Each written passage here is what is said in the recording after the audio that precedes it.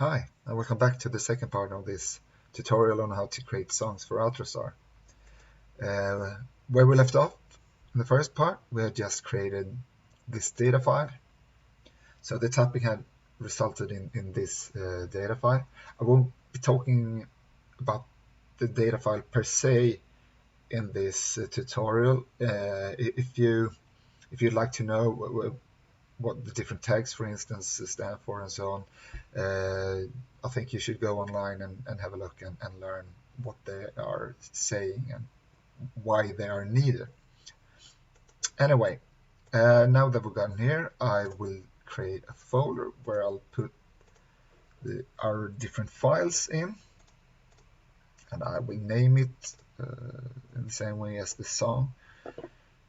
And then, apart from, as you can see, I have the data file, the MP4 and MP3, I've also I have an image file that's going to be used as cover for the song.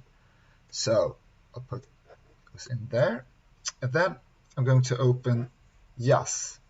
Yas is the I would say by far the best editor that I've been working with when creating songs. And if you haven't used it or tried it, I think you need to try it out then.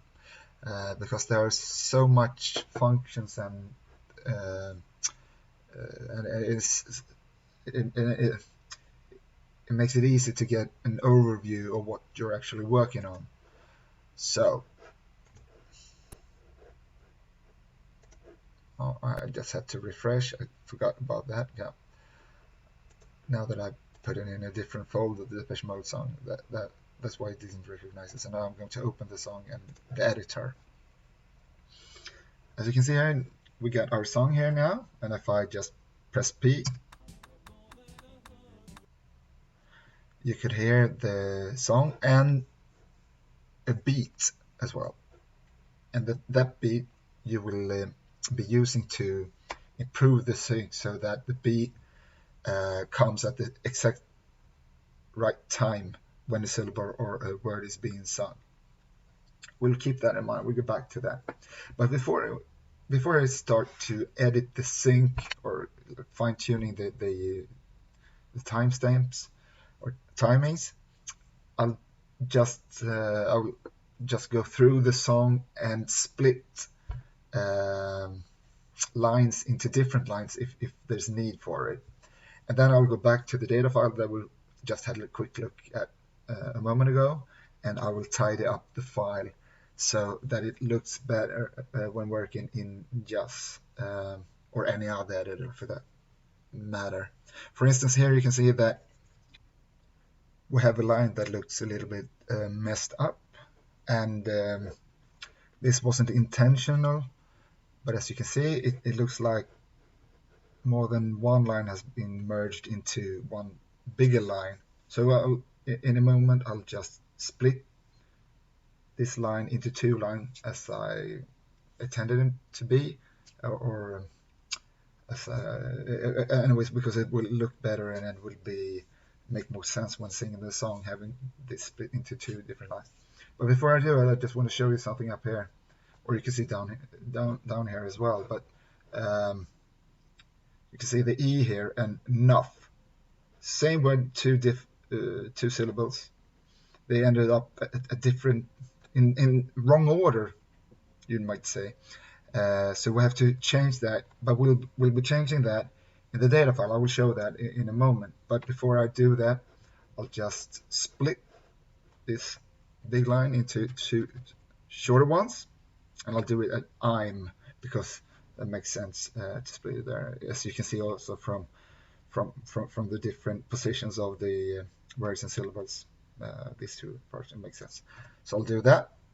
So I'm going to save this file now, and then I'll head back to the data file. So I'll open the data file again, and we'll scroll down to where we were, and here we got the line that we was working, or the two lines as it is now. And as you can see here, if you're looking at the lyrics, you'll see that the enough should be in the first of the two lines, because if you look at the lyrics, it's still no clear. It's just not enough. So we move the enough there, and then we'll delete the hyphen because we don't want that. It's not. It doesn't look that good. And while I'm here, I might as well tidy the file up. For instance, you can see here that books have been split into a line of itself, and we don't want that, so we delete that, and now this will be one line instead of two lines. And I'll work my way through the file this way, and here you can see that it says the meaning of love, noted down all my observations. So we need to delete that to make that into one line. And here we got still I couldn't say with precision. We'll do the same thing here. I'll save that and I'll head back to yes. We'll see what it looks like now. Here you can see that this line now includes books, and if I go down to the observation, you see that noted down all my observations. So far, so good. And now I'm just going to work my way through the data file, as I showed you before, both inside of yes here, splitting lines where that's needed, and then I'll go back and forth with the data file and make everything look tidy. All right. So now it's time to do some proper editing. Let's head back into the song in yes. And what I usually do now is I try to find where the song actually starts, or depending on how well I've done the tapping, I edit the gap. I think that most of you guys listening to this are familiar with the gap and why you need it, and how you edit it, and for what reason, so on. So anyway, what I do is that I listen to the first couple of lines. I listen to what I called beat earlier. It's actually a tick. Sorry about that. It's a tick. So listen to the tick and see how it fits with the lines you're going through. It looks quite okay. I can lower the speed of the song, and I can hear that some words come too early and some too late. But we'll get back to that later, and how we edit it.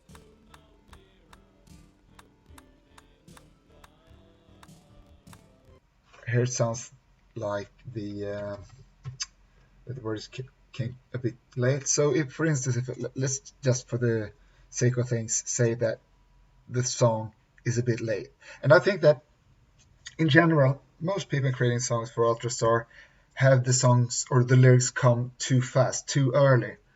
I think this is quite common. I wouldn't call it a mistake. It depends on, of course, which software you're using for playing the game, you're using for singing. Because I'm not sure about the other softwares, what kind of adjustments you can do inside the game. But in Vocaloid, at least, you can adjust for the latency. So when I create my songs, I'd like the ticks to come exactly where the words and the syllables are. So if, for instance, if I download any other creation, I start off by adjusting this so that it fits exactly with the words, so it doesn't come too early or too late. And just as you can see, I can move the whole song. I'm moving the whole song now when doing this, not just this line. So, and if I just try there and see what it sounds like.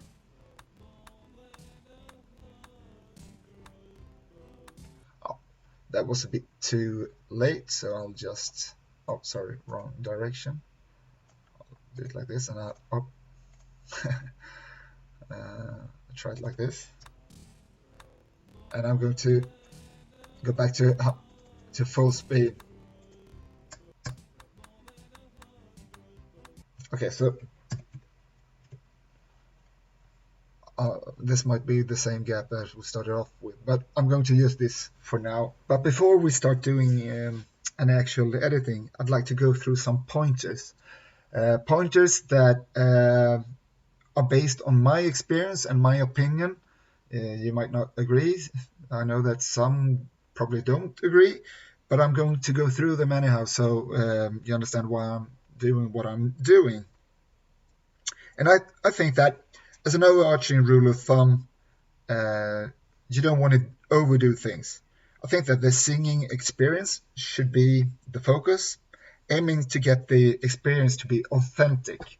And what do I mean by authentic? Well, what I mean by authentic is that when you sing a song that you know well, you don't, well, you know it so well that you think that you don't have to look at the screen, you know the lyrics, and you can just sing from your heart.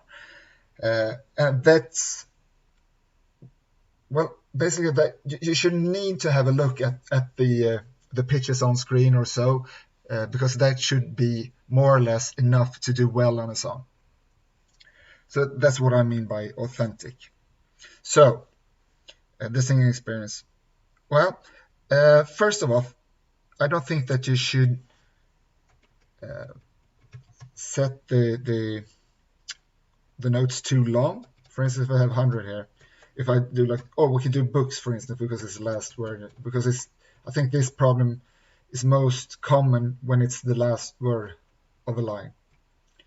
Now I'm exaggerating here, but you can see, and if I press the space key just to play this word here, you can see that it ends quite early, much earlier than you, and you can, depending on what you feel like, and you don't want to put them too short either, so like this, because then it will not give you an authentic experience when you're singing the song. So but I tend to do them a bit too short, though. I know this, and sometimes I edit my old creations just to improve them if I find out after some time that, oh, here I've done them too short, the notes or the words.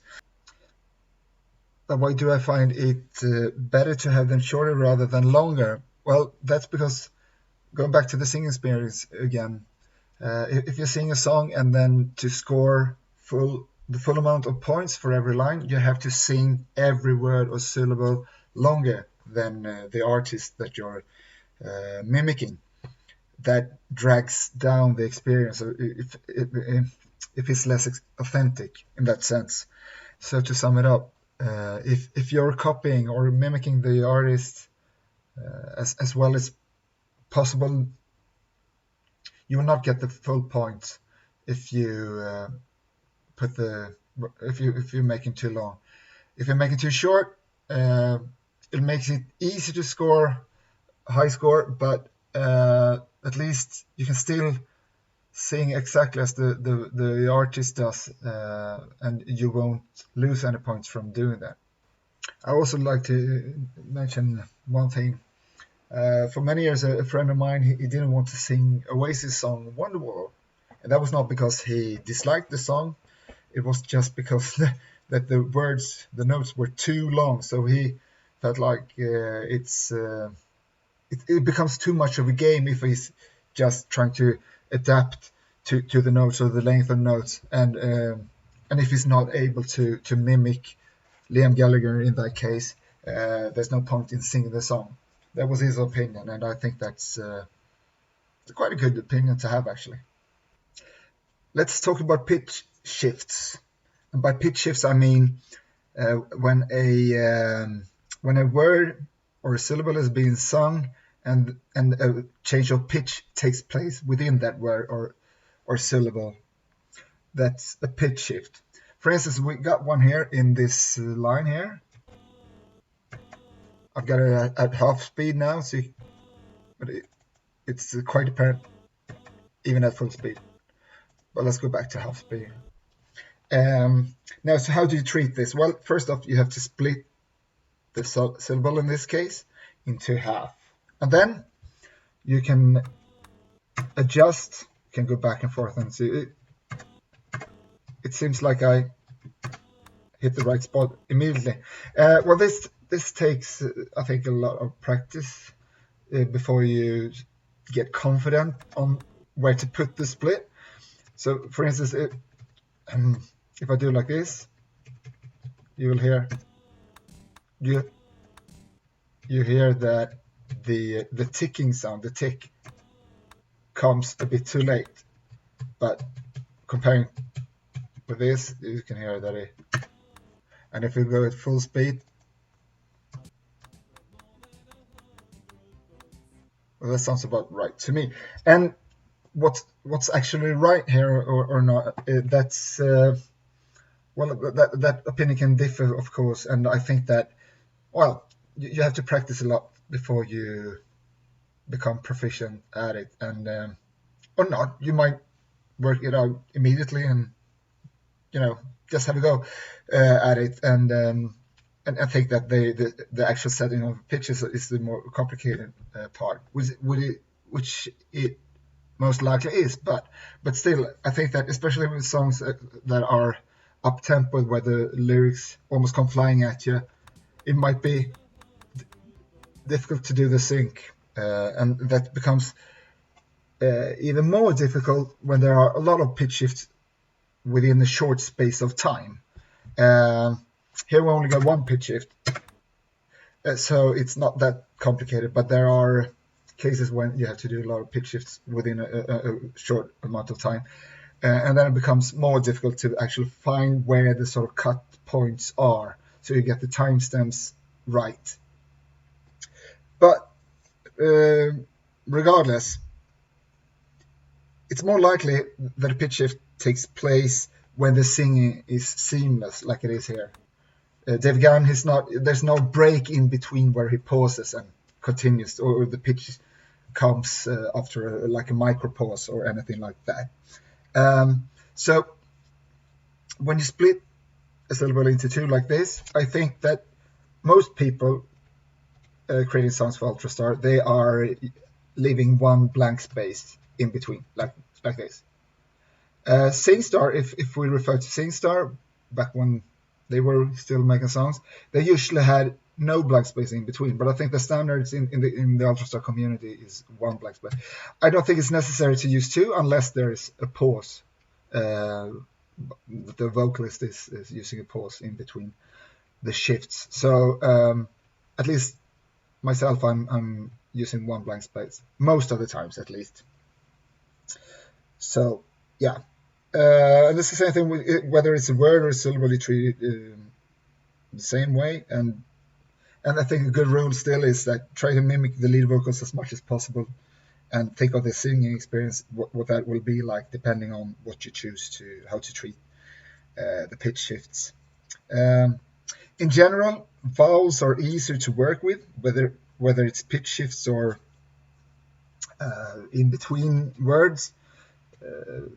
Or at least vowels are always, I say always within quotation marks, but are more easy to work with than consonants. For instance, when I was adjusting the length of books here, some of you might have noticed or questioned why I wanted to short it down to a very or relatively speak short note. That's because, at least with my microphones, I'm using original SingStar microphones at home, and they're not that good at registering the pitches when you sing. If it's a consonant, if it's a hard consonant or the sh sounds, I lose points if I don't adjust the length of the notes in regard to that, or I have that in mind. So that's the reason why, because otherwise it would be easier to now this is not the case in this song, but have them seamless all the way through, if the microphones would register what you're singing all the way through as well, and you wouldn't lose points by the sh sound, for instance, which makes at least my microphone not registering what I'm singing. So I think that's a good rule of thumb. That and it's the same thing when a, for instance, let's move on to the next line here. Scene. You can hear that it's actually, since it starts with an S. If let's do it like this with this.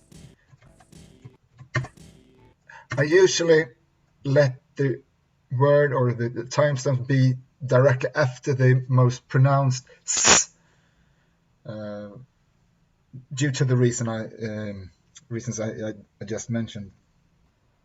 A few more words on pitch shifts, and this relates to what I said earlier about authentic and not having to watch on the screen when singing a song you know by heart. And this is my take. I know that there are different opinions on this, and this is my take and my recommendation, basically. Uh, don't split a word or syllable if you can't hear a distinct pitch shift when you listen to the song at full speed. When you lower the speed, it's easy to recognize or hear so-called natural variation. Um, but I think it's important to uh, have the song run at full speed when making the judgments on whether there is a pitch shift or not. Because if you split a syllable or word into, or too often too monowords or too many times into different parts, and the different parts will have different pitches, that could lead, at least for me, sometimes leads to cognitive dissonance, because there's one thing I see on the screen with all the pitches going up and down, up and down, up and down, but subconsciously, or since I know the song by heart, that's not what I'm expected beforehand to sing. So then I see the pitches and different, and I want to score, so I go up and down, but that's not actually what you hear if you listen to it at full speed. So I would not recommend it to split too much. So, but I don't. As a rule of thumb, there are no rule of thumbs here. I think, because I think it's something you have to find your own way. You might not agree with me, and you'll end up splitting up very many words anyhow. But it don't matter which way you do it. I think it takes experience. It just takes a lot of practice to sort of get proficient, get confident, and see and find your own way, basically, on how to do the editing all the way from the beginning to the end. It takes time. It takes time practicing. Not so much to prove a point, but to exemplify what I was just talking about. I think it was the day after I recorded that last bit, I happened to sing this old Led Zeppelin classic, Stairway to Heaven, for the first time, at least this version of Stairway to Heaven. And I realized that this line here is the perfect example. I have to apologize to the one who created this bit. It's not, I don't mean to criticize or anything. As I said earlier, it's a point of opinion, and I think, well, it's hard to say that anyone's right here. It's just I just like to exemplify what I meant early on. So that's it. So yeah. Anyway, if we listen to this line here, and I get rid of the ticking sound, and when it comes to the word all, you can hear Robert Plant when he starts emphasizing the word, that he's at the beginning there is something, but that's what I call a natural fluctuation, because to me, up until the last word thoughts here, which you can hear, thoughts, I would say this is a pitch shift, but to me this one is not. And I remember when saying this that I tried to adapt and adjust my singing, and to go from D to E. When I listen to Roblan singing, I would suspect it to be E and not D to E. So if we use the enable the instrument function here, Control B.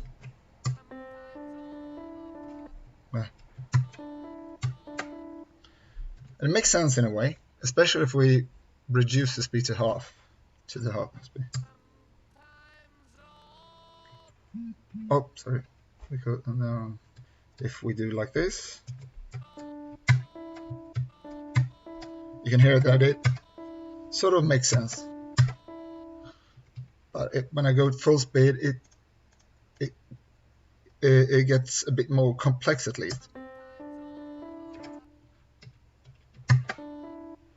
So if I merge these two into one longer note instead,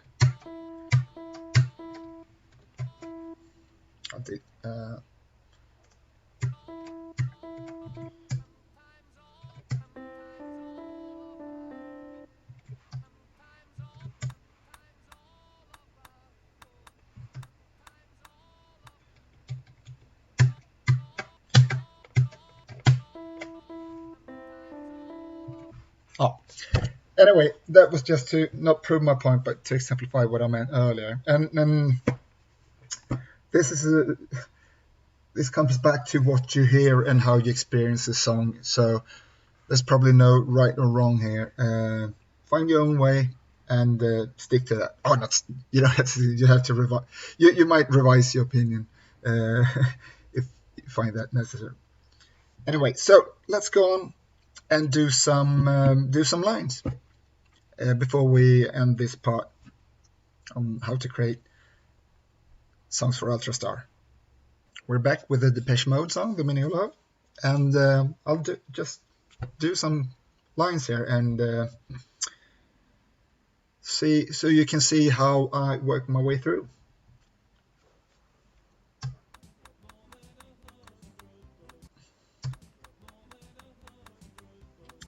To me, now that I've done a couple of hundred songs, and I can hear immediately that a few words are not on point. They need to be moved a fragment or two, either to the left or right, depending on. And I can tell that it's the and the dread, the second syllable of 100 here. They come a bit too late, in my opinion. And this hopefully gets clearer when we listen to it at low speed.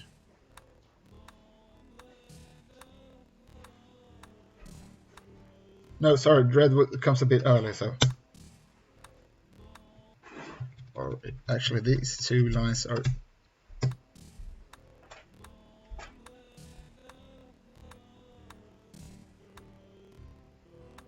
Books is definitely late. If we do these two only,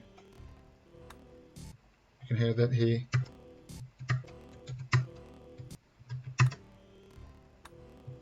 That might be a bit early. That sounds about right. So I'll try it at full speed now. I'm satisfied with how the first syllable of 100, what it sounds like, or when it appears in the time frame here. Now you start to get the hang of it.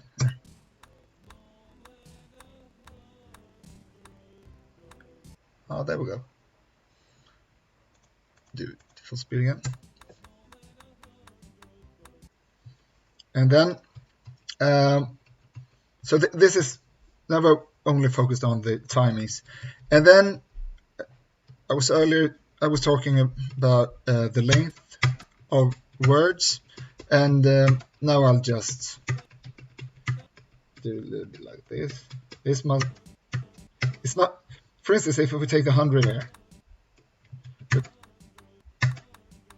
I was talking about earlier about whether it's seamless or not when we were talking about pitch shifts, and since the first syllable here ends with a consonant, to me it sounds like there should be at least, well, there should be some space between hum and dread in 100.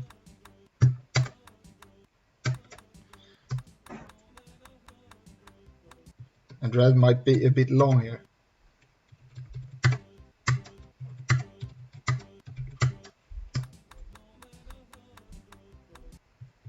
See if books. Usually a bit tricky if it's the last word of the line, so I'll do it like that. I'll say that one.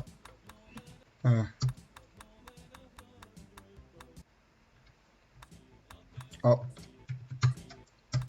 yeah, we were looking at that word earlier, yeah. And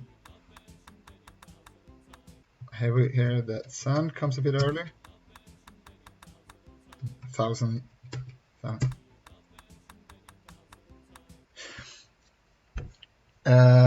When you work your way through, there's one thing that you should think of, and that's that in relation to the ticking sound, you want your words and syllables to come at the same, I'd say, like same time in regard to when the ticking sound is. That if it's lagging a little bit behind, or exactly at the ticking sound, or a little bit before, you need to have every word and syllable in the same manner. So that, for instance, when another Ultrastar player, singer, user downloads your version of the song, he should be able to move the song back and forth, so that, as we were talking about earlier, about the delay and the latency and all of that, so that the one who's going to use the song is able to move the whole song so it fits perfectly with the kind of system he or her is using, he or she. I think that's very important. So yeah, keep that in mind.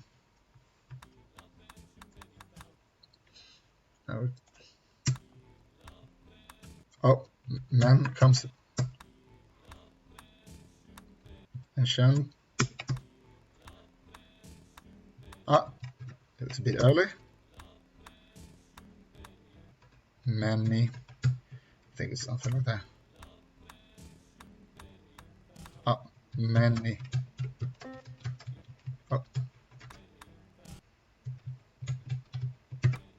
Many.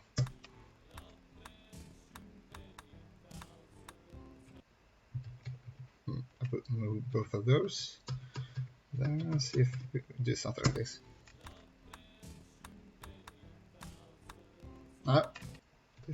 It's a bit early.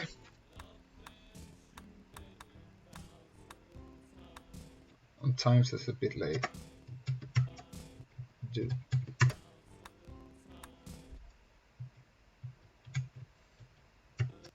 You may think that this is a bit too late here when you hear it, because as I said earlier, you want the words and syllables to have the same kind of relation to the ticking sound, and the sound here comes a bit late in that respect. But the reason why I want to put it like this is because of it starts with the S, so it's that we were talking about earlier about the microphone registering the sound or not. So that's the reason why. So let's try this as full speed and see. Yeah, that sounds okay with me.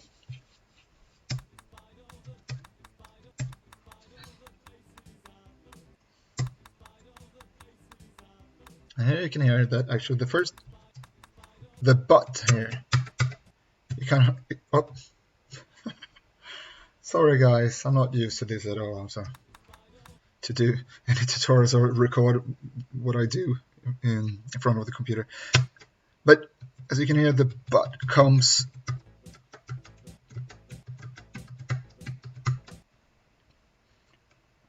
as it was before, you couldn't hear Dave Gann sing the but. But here it is.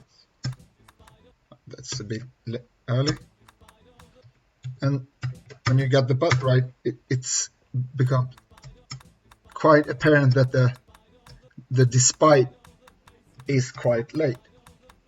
So let's lower the speed again here.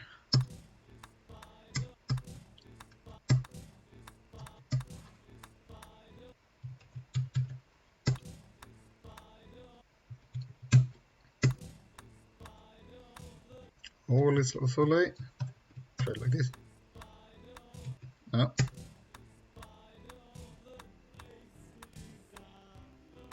Looked is late. I think that the was late as well.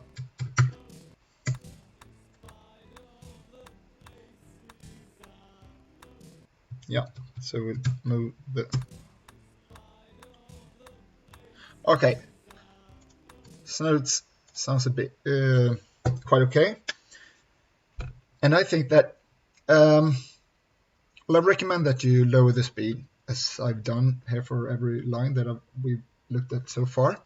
But after you've done the line in, say, half speed, I think that you should do the full speed, because sometimes when you lower the speed, you hear something, or you get a particular kind of feel for the way the words or syllables are. But when you run it at full speed, it might sound a little bit different, and you might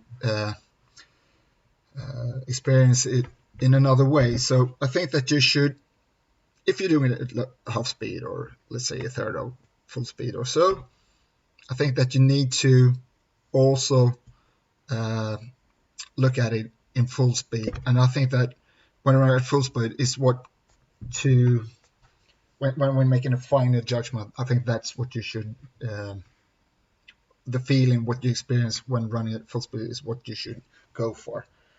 And it all comes back to what I talked about earlier about this, aiming for the authentic singing experience. So, because I'm talking for myself, I don't know how you experience, but if I feel that some words come too early and some too late, it's a bit stressing. At least when words come too early, and you have to, and you're not able to score points because the words have been placed too early, that the timestamps are too early, and by singing the song as it actually sounds, you don't get the full amount of points.